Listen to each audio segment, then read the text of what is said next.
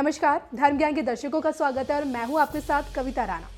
देश में समय समय पर हिंदू राष्ट्र घोषित किए जाने की मांग उठती रही है। एक और बीजेपी नेता सीटी रवि डंके की चोट पर कहते हैं कि भारत हिंदू राष्ट्र है, था और रहेगा, तो वहीं परमहंस जैसे साधु संत हिंदू राष्ट्र की मांग को लेकर जल समाधि लेने की चेतावनी दे डालते हैं। और देखना, जब जब हिंदुत्व के नाम पर धर्म सभाएं होती हैं, तो देश के तमाम साधु संत एक सुर में भारत के हिंदू राष्ट्र घोषित किए जाने की मांग करते हैं। दुनिया के नक्शे पर मौजूद नेपाल साल 2008 तक इकलौता हिंदू राष्ट्र था और जैसे ही देखिए क्षत्रिय राजवंश का सूरज ढला, नेपाल हिंदू राष्ट्र से धर्मनिरपेक्ष में तब्दील हो गया। अब ऐसे में सवाल ये उठता है कि भारत जो 95% हिंदुओं की मातृभूमि है, जो हिंदू धर्म की जन्मस्थली है, जहां अनेक धर्म, संस्कृतियां, भाषाएं और क्षेत्र के लोग रहते हैं, क्या वहां हिंदू राष्ट्र का सपना देखा जा सकता है?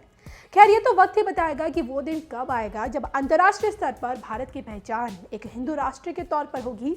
फिलहाल भारत को हिंदू राष्ट्र बनाने की कवायद शुरू हो चुकी है। इन दिनों पड़ोसी मुल्क पाकिस्तान भारत के एक ऐसे शंकराचार्य से डरा हुआ है जिसकी ताकत के आगे विश्व के 15 मुल्क नतमस्तक हुए हैं। या फिर यूं कहें कि भारत के इस शंकराचार्य ने कुछ ऐसा किया है जिसकी वजह से पाकिस्तान की रातों रात नींद उड़ गई है। हम बात कर रहे हैं पुरी के शंकराचार्य निश्चलानंद सरस्वती जी की, जिन्होंने हाल ही में हिंदू राष्ट्र की संकल्पना पर बल देते हुए 52 देशों के उच्च प्रतिनिधियों से बात की है और जिनमें से 15 देशों के प्रतिनिधि भारत को हिंदू राष्ट्र बनाए जाने को लेकर तैयार हैं। असल में पश्चिम बंगाल में आयोजित हुए गंगा सागर मेले में मकर संक्रांति के मौके पर यह दावा किया गया है कि उन्होंने 52 देशों के उच्च प्रतिनिधियों के साथ वीडियो कॉन्फ्रेंसिंग के जरिए भारत को हिंदू राष्ट्र बनाए जाने की कोशिश की है। अब उनका ये कहना है 52 देशों के उच्च प्रतिनिधियों के साथ वीडियो कॉन्फ्रेंसिंग के जरिए बातचीत हुई है, जिसमें मॉरिशस, भूटान समेत 15 देशों के प्रतिनिधियों ने स्पष्ट कहा है कि अगर भारत खुद को हिंदू राष्ट्र घोषित करता है तो वो भी इस दिशा में कदम उठाएंगे।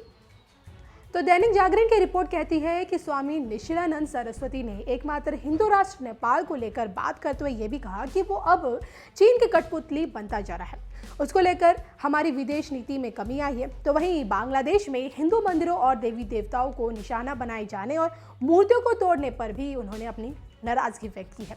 तो स्वामी निशिलानंद सरस्वती का ये कहना है कि अगर भारत में अल्पसंख्यक आराम से रहते हैं तो बांग्लादेश में हिंदू क्यों नहीं रह सकते? आखिर बांग्लादेश भारत से ही तो पैदा हुआ है। तो हिंदू राष्ट्र के संदर्भ में स्वामी निशिलानंद सरस्वती ने क्या सच में 52 देशों के उच्च प्रतिनिधियों से बात की है या नहीं? क्या सच में 15 देशों के प्रतिनिधि हिंदू राष्ट्र की दिशा में कदम उठाएंगे या नहीं? स्वामी निशिलानंद सरस्वती के देखिए इन दावों में कितनी सच्चाई है ये तो हमें भी मालूम नहीं है, लेकिन उनके इन दावों से पाकिस्तान की नींद जरूर उड़ गई है। पाकिस्तान की सरकार और उसकी सेना ये भली भांति जानती है कि मोदी राज में कब क्या हो जाए कुछ नहीं कहा जा सकता। जब एक झटके में जम्मू कश्मीर से 370 हट सकता है, भारतीय जवान उनके मुल्क में घुसकर सर्जिकल स्ट्राइक से लेकर एयर स्ट्राइक कर सकते हैं, तो कुछ भी नामुमकिन नहीं है। मुस्लिम बहुल मुल्क पाकिस्तान खुद को तो देखिए इस्लामिक कंट्री कहता है, लेकिन जब भारत के हिंदू राष्ट्र बनने की बात आती है तब उसे सेक्युलरिज्म की तारें कमजोर होती हुई दिखती है।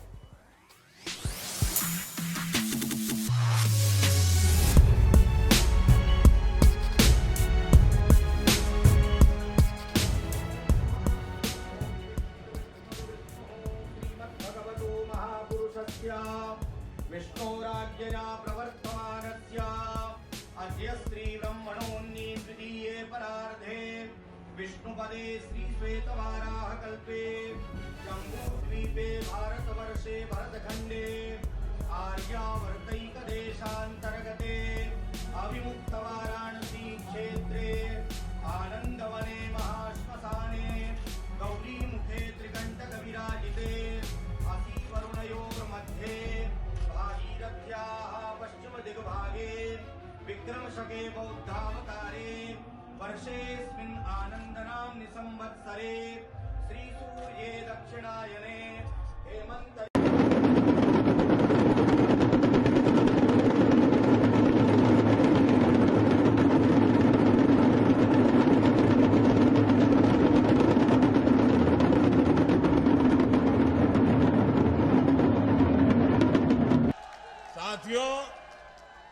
हमारे यहां कहा जाता है महाजनों येन गताः सपन्थाः, अर्थात जिस पथ पर महान जन, महान विभूतियां चले, वही हमारा पथ है।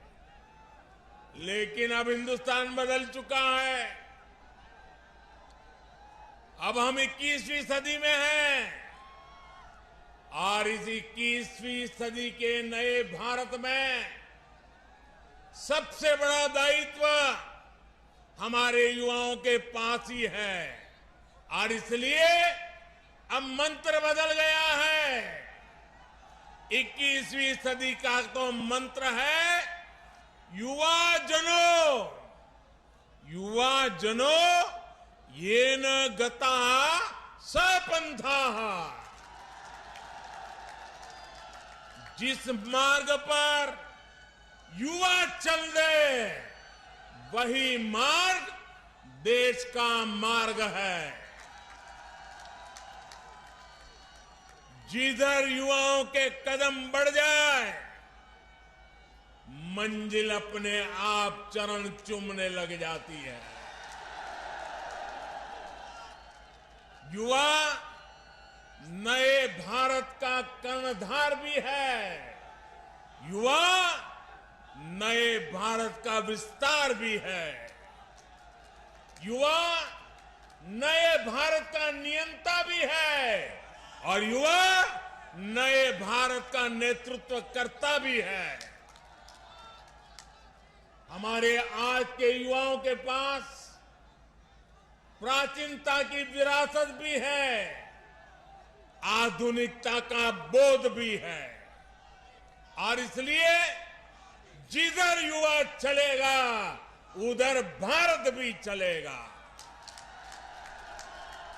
और जिधर भारत चलेगा, जिधर भारत चलेगा, उधर ही अब दुनिया चलने वाली है।